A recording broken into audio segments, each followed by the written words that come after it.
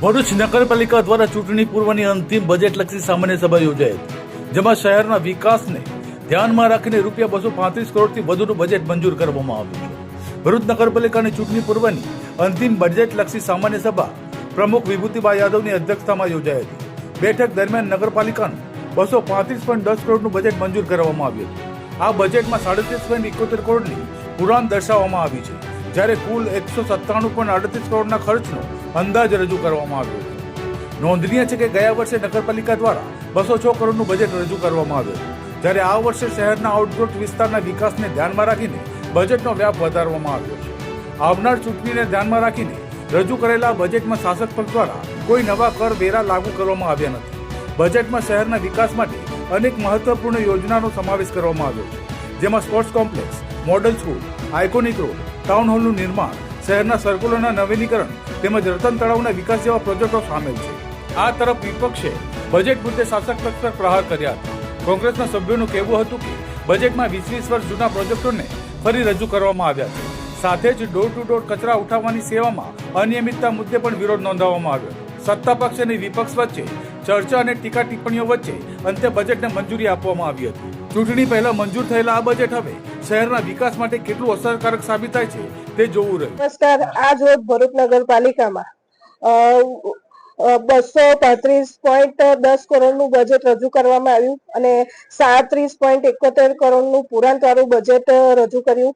આગામી દિવસોમાં ભરૂચ શહેરમાં સ્પોર્ટ કોમ્પ્લેક્સનું 2 મહિનામાં આપણે લોકાર્પણ કરીશું। મોડલ ફાયર સ્ટેશન 1 મહિનાની અંદર આપણે એનું પણ લોકાર્પણ કરીશું।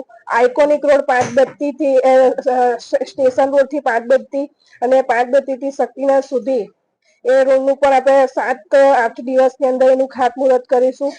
ટાઉન હોલ જે આપણો મંજૂર થયો છે એનું પણ 5-7 દિવસમાં એનું ખાતમુહૂર્ત કરીશું। મક્તમપુર આઉટગ્રોથ વિસ્તારમાં આપણને એની પણ 8 કરોડની ગ્રાન્ટ મળી છે, એની માટે પણ આપણે 5-7 દિવસની અંદર જ એનું પણ ખાતમુહૂર્ત કરીશું। ભરૂચ શહેરમાં દરેક મોટે ભાગેના બધા સર્કલોનું પણ ડેવલપમેન્ટ થયું છે અને જે સર્કલ બાકી છે એનું પણ આપણે આયોજન કરીને એને પણ ડેવલપમેન્ટ માટે મૂકીશું। બીજું કે આપણું મુખ્ય કામ રતન તળાવ, એ રતન તળાવ માટે પણ આપણે પૂરતો પ્રયત્ન કર્યો છે અને કામ ચાલુ જ છે અને આગળ પણ આપણે પ્રયત્ન કરીશું કે આપણું રતન તળાવ ખૂબ સરસ અને સારી રીતે બને અને પબ્લિકને યોગ્ય રીતે ઉપયોગ થાય એ રીતે તમામ કામનું આપણે આયોજન કર્યું છે અને શહેરમાં આંતરિક ગલીઓના કામ પણ ટૂંક જ સમયમાં શરૂ થશે અને એ કામ પણ જલ્દીથી પૂર્ણ થાય એવી અમે આશા રાખીએ છીએ અને આજની આ સામાન્ય સભા અમે શાંતિથી પૂરી થઈ છે। 100% ભાઈબંધી નગરપાલિકાની આ બોર્ડની મિટિંગમાં ખુલ્લા વાતાવરણના અંદર એમને આપણે આંગળી ચીંધીને કીધું છે કે તમારી ભાઈબંધી જે કોન્ટ્રાક્ટરો જોડે છે, નગરપાલિકાના કહી શકાય કે સેનેટરી ડિપાર્ટમેન્ટ હોય કે બીજા ડિપાર્ટમેન્ટ હોય, તમે જોયું હશે કે પીડબ્લ્યુડી ડિપાર્ટમેન્ટ પણ હોય, જે થોડા દિવસો પહેલા જ અમે કોન્ટ્રાક્ટરોને આરામથી ખુરશીના ઉપર બેસીને એસી ચાલુ કરીને અધિકારી વગર બેઠા હતા, અધિકારી આમોદ ફરતા હતા અને કોન્ટ્રાક્ટરો આરામથી એસીને એવા ખાતા હતા। આવી ભાઈબંધી આજે નગરપાલિકાના અંદર ભ્રષ્ટાચારનું કારણો બનેલી છે અને આ કહી શકાય કે ભાઈબંધી કદાચ ભાગીદારી ના હોય એ પણ એક સવાલ છે। એ તદ્દન ખોટું છે અને અમે એ લોકોના આક્ષેપો પહેલા જ અમે પગલાં લીધા છે।